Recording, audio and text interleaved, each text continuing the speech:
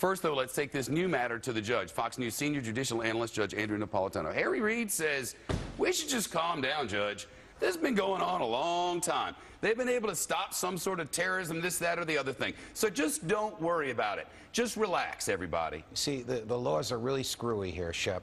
The laws allow the executive branch, the president and his agents, to tell select members of Congress when they are doing things like that, but prohibits those members of Congress from telling the other members of Congress or the American people. Just because Harry Reid knew about this for 7 years and it's been going on for 7 years does not mean that it is constitutionally permissible. This is a fishing expedition on the grandest scale we've ever seen in American history.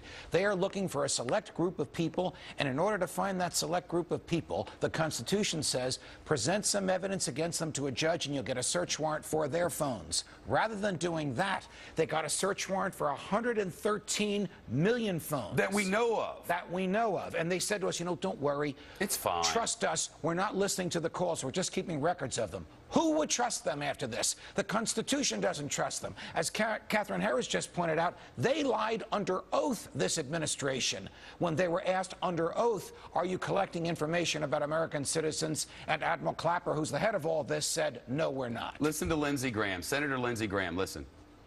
I'm a Verizon customer. I don't mind Verizon turning over records to the government if the government's going to make sure that they try to match up a known terrorist phone with somebody in the United States. But that's not what they're doing. No, they're looking into all of our phones. All we know about is Verizon. That's the 100-and-something million.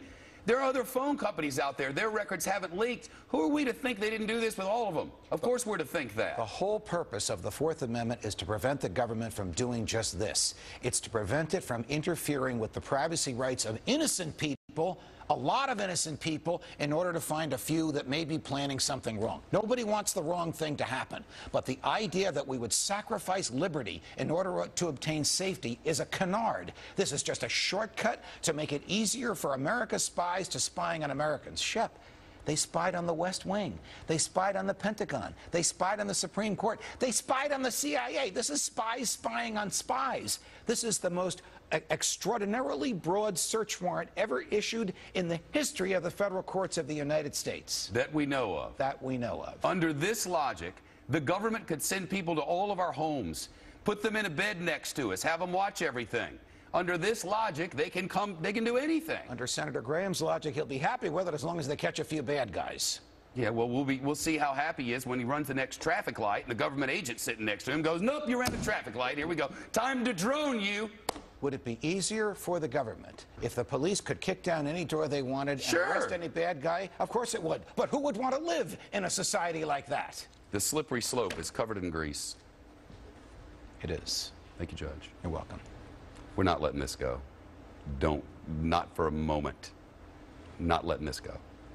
The Attorney General Eric Holder is back on the hot seat and explaining to lawmakers why Department of Justice snooped on journalists. By now, he says he has a plan to set things right. It would appear that it is now, once again, an investigative body. We have enormous problems in this country. We have an enormous debt. We have banks that control what amounts to 56% of our national money. And they are too big to fail again. We have enormous problems. Instead, we investigate.